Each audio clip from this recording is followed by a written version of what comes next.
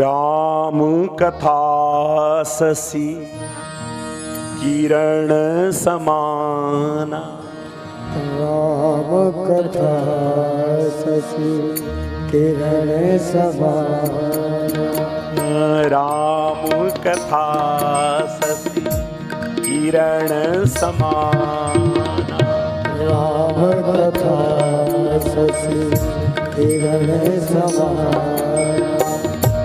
संत चकोर करहीं जेहि पाना। संत चकोर करहीं जेहि पाना। संत चकोर करहीं जेहि पाना। संत चकोर करहीं जेहि पाना। राम कथा शशि किरण समाना। राम कथा शशि किरण समाना। प्यारे भगवत प्रेमियों, जैसे चकोर चांदनी के लिए लालायित रहता है, ठीक उसी प्रकार संत जन निरंतर कृष्ण कथा रस का पान करते रहते हैं, उसी में उनको आनंद आता है। और प्यारे भगवत प्रेमियों, जैसे नदियां बहती हुई समुद्र में जाती हैं और कभी नदियों के जल से समुद्र में बाढ़ नहीं आती है। समुद्र को देखने से ऐसा लगता है जितना जल है उतना ही है, कभी समुद्र में बाढ़ आए नहीं आए। और असंख्य नदियां कब से समुद्र की ओर जा रही हैं महाराज? असंख्य वर्षों से। और इतना जल समुद्र में जाता है, पर समुद्र में कभी बाढ़ नहीं आती है। ठीक उसी प्रकार ठाकुर जी की कथा जो है ना, ये नदी के समान, और भक्तों के कर्ण समुद्र के समान है। अब महाराज कथा रस भरता जाए भरता जाए भरता जाए। अब कभी जो है महाराज, जैसे समुद्र पूरा नहीं होता है, पूर्ण नहीं होता है, भक्तों का हृदय भी कथा रस से कभी पूर्ण नहीं होता है। और सुने और सुने और सुने, ऐसी अभिलाषा रहती। कितनी भी कथा सुन लो, कभी तृप्ति नहीं मिलती महाराज। और जिन भक्तों का हृदय वैसा है, वैसे हृदय में नित्य गोविंद वास करते हैं, ऐसे भक्तों के हृदय को छोड़ के नहीं जाते।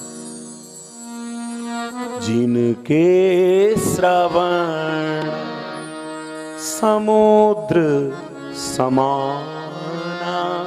जिनके श्रवण समुद्र समाना। जिनके श्रवण समुद्र समाना। जिनके श्रवण समुद्र समाना। कथा तुम्हारी सुभग सरीनाना। ओ कथा तुम्हारी सुभग सरीनाना। कथा तुम्हारी सुभग सरीनाना। ओ कथा तुम्हारी सुभग सरीनाना। परहीं निरंतर होई न पूरे।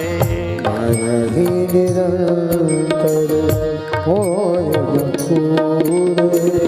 परहीं निरंतर होई न पूरे। परहीं निरंतर होई न पूरे। तिनके ही हिया तुम कहूँ बिहरू रे। तिनके हिये तुम कहूँ तिनके हिया तुम कहूँ बिहरू रे। तिनके हिये तुम कहूँ।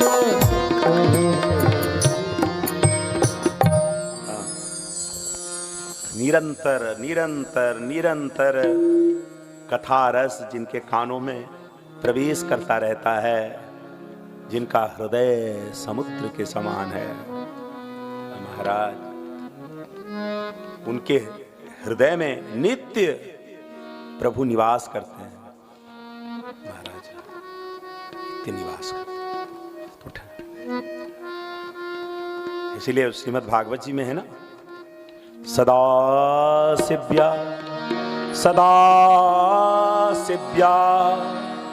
श्रीमद् भागवती कथा यस्याः श्रवणमात्रेण हरिश्चित्तं समाश्रये। सदैव भागवती कथाओं का सेवन करें। भागवती कथाओं के सेवन करने से श्री हरि चित्त में आकर विराजमान हो जाते हैं।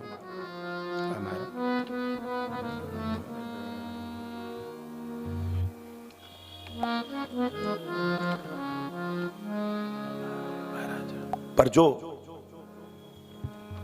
असत व्यक्ति होते हैं ना, उनके कान हमेशा दूसरों की बुराई सुनते रहते हैं।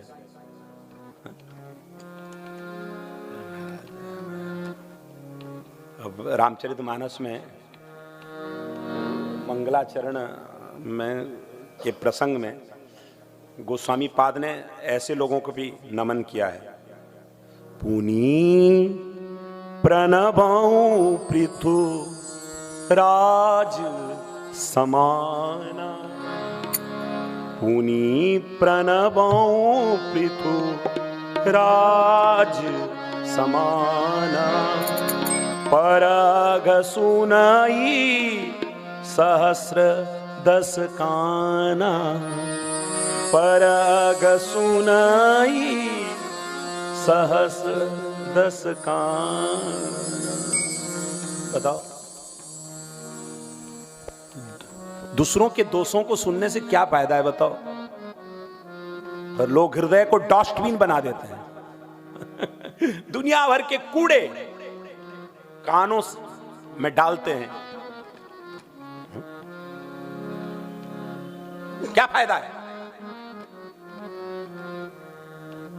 डस्टबिन मत बनाओ।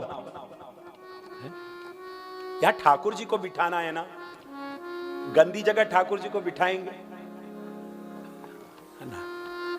ये हृदय को परिष्कृत करना कितना कठिन है, ये साधक जानते हैं। हृदय को परिष्कृत करने के लिए जिन्होंने साधना की है, इसको गंदा करने में कोई मेहनत करनी पड़ती है। तो इसलिए दूसरों की निंदा ना सुने, जो है सो है।